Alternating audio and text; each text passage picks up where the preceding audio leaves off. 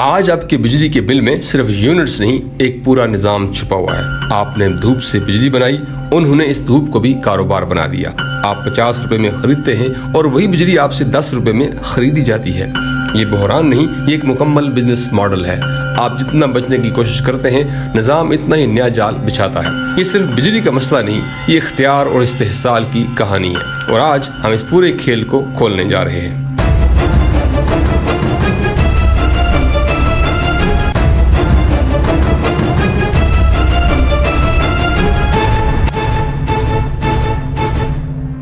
دوستو، پاکستان ایک ایسا ملک ہے جہاں قدرت نے توانائی کی کوئی کمی نہیں رکھی۔ یہاں دریا ہیں، پانی ہے، پہاڑ ہیں، اور سال کے 300 سے زیادہ دن سورج چمکتا ہے۔ ہائیڈرو پاور کے لحاظ سے پاکستان دنیا کے امیر ترین ممالک میں شمار ہو سکتا ہے۔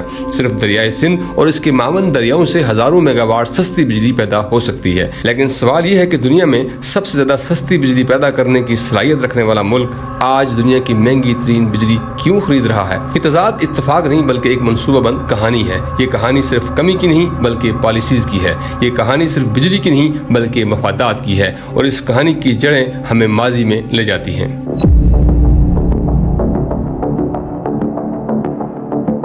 دوستو، یہ کہانی شروع ہوتی ہے 1990 سے۔ جب بجلی کا بحران آیا تو حکومت کے پاس دو راستے تھے۔ ایک راستہ یہ تھا کہ ڈیم بنائے جاتے اور سستی پن بجلی پیدا کی جاتی۔ دوسرا راستہ یہ تھا کہ نجی کمپنیز کو لا کر مہنگی بجلی خریدی جاتی۔ حکومت نے دوسرا اور مشکل راستہ چنا، اور یہی اصل موڑ تھا اور عوام کی بدقسمتی کا آغاز۔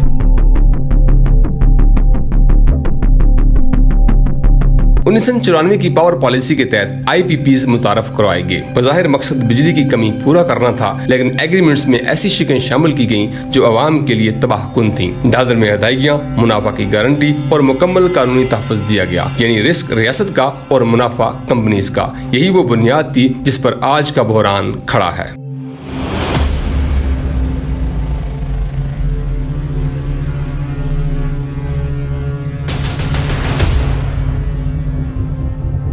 تو دوستو، ان ایگریمنٹس کی سب سے خطرناک شق کیپیسٹی پیمنٹ ہے، یعنی بجلی استعمال ہو یا نہ ہو ادائیگی لازمی ہے، اور وہ بھی ڈالرز میں۔ ٹیک اور پے کلاز کے تحت یا تو بجلی خریدیں یا مکمل پیسہ دیں۔ اس کے علاوہ ڈالر انڈیکسیشن نے روپے کی قدر گرنے کے ساتھ بجلی مزید مہنگی کر دی۔ گارنٹیڈ ریٹرن نے کمپنیز کا منافع ہر حال میں یقینی بنایا، اور اس کے علاوہ فیول کاسٹ پاس تھرو نے ایندھن کی قیمت سیدھا عوام پر ڈال دی۔ ساورن گارنٹیز نے ریاست کو عالمی عدالتوں کے سامنے باندھ دیا، یعنی حکومت اگر پیسے نہ دے تو جرمانہ بھی عوام ہی دے گی۔ یہ ایک ایسا نظام بن گیا جس میں نقصان ہمیشہ عوام کا ہوتا ہے اور فائدہ ہمیشہ طاقتور طبقے کو جاتا ہے۔ اب سوال آتا ہے کہ ان کمپنیز کے مالک کون ہیں؟ صحافی ایثار رانا کی رپورٹ ایک چونکا دینے والی تصویر پیش کرتی ہے۔ اس کے مطابق شریف خاندان سے منسوب تقریباً 28 IPPs کا ذکر ہے۔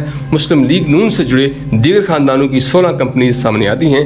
آصف علی زرداری سے منسوب 16 کمپنیوں کا ذکر بھی شامل ہے، جبکہ پیپلز پارٹی سے وابستہ دیگر خاندانوں کی 9 IPPs بتائی جاتی ہیں۔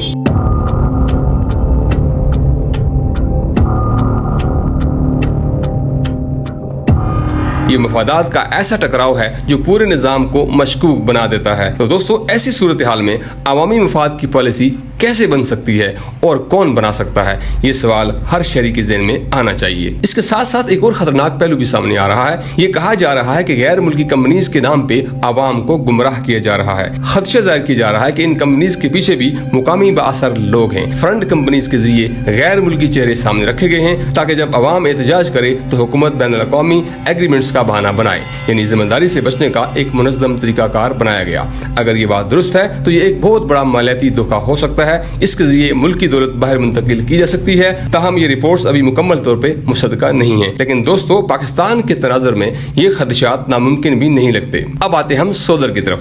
جب بجلی مہنگی ہوئی تو عوام نے خود حل تلاش کیا۔ لوگوں نے اپنی جمع پونجی لگا کر سولر سسٹم لگانے شروع کیے۔ حکومت نے ابتدا میں اس کو خوب فروغ دیا۔ سولر کو مستقبل کی توانائی قرار دیا گیا۔ امپورٹس بڑھی اور مارکیٹ تیزی سے پھیلی۔ چنانچہ یہاں پہ حکمران طبقے سے جڑے افراد نے بھی اس موقع سے بھرپور فائدہ اٹھایا۔ انہوں نے سولر امپورٹ کر کے خوب منافع کمایا، لیکن جیسے ہی رجحان بڑے پاور سٹرکچر کو متاثر کرنے لگا، پالیسی اچانک بدل گئی اور کھیل کا نیا مرحلہ شروع ہو گیا۔ सोलर पे टैक्स लगा दिया गया और इसे महंगा कर दिया गया। यानी जिस चीज़ की तरगीब दी गई थी इसे मुश्किल बना दिया गया, क्योंकि आवाम काफ़ी तादाद में ट्रैप हो चुके थे। इसके बाद नेट मीटरिंग सिस्टम को तब्दील किया गया। नेट मीटरिंग में सारिफ अपनी इजाफी बिजली बराबर रेट पर एडजस्ट करता था, यानी दिन में दी गई बिजली रात को वापस मिल जाती थी। लेकिन नेट बिलिंग में ये उसूल बदल दिया गया। अब सारिफ से बिजली 10 या 11 रुपए में खरीदी जाती है और वही बिजली 50 से 55 रुपए में सारिफ को वापस बेची जाती है। यानी फर्क का पूरा बोझ आवाम पे डाल दिया गया। ये एक ऐसा मॉडल है जिसमें सारिफ हमेशा नुकसान में रहता है। अब आवाम ने अगला कदम उठाते हुए बैटरीज की तरफ जाने का फैसला किया ताकि इस निजाम से मुकम्मल छुटकारा हासिल किया जाए। लेकिन यहाँ भी एक नया बाजार पहले से तैयार था। बैटरीज की इंपोर्ट और फरोख्त एक नई इंडस्ट्री बन गई, यानी आवाम की हर मजबूरी को कारोबार में बदल दिया गया। ये सब महज इत्तेफाक नहीं लगता, एक मुसलसल पैटर्न दिखाई देता है। पहले मसला पैदा करें और फिर इसका महंगा हल बेचें और फिर इस हल को भी महदूद कर दिया जाता है। और दोस्तों इसके साथ साथ एक और पहलू भी नजरअंदाज नहीं किया जा सकता।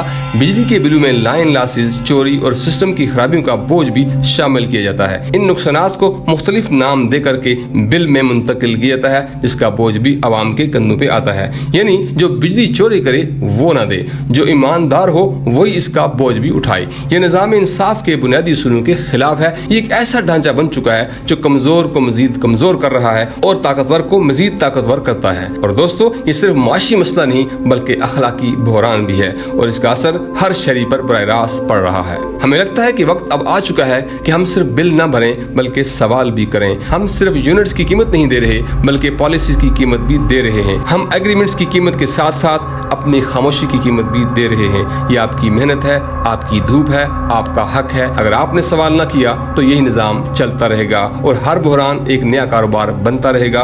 आगाही पहला कदम है। जब आवाम समझती है तो निज़ाम बदलता है। जब आवाम खामोश रहती है तो सब कुछ वैसा ही रहता है। अब फैसला आपके हाथ में है कि सोचें, समझें और सवाल करें। आपका बहुत बहुत शुक्रिया।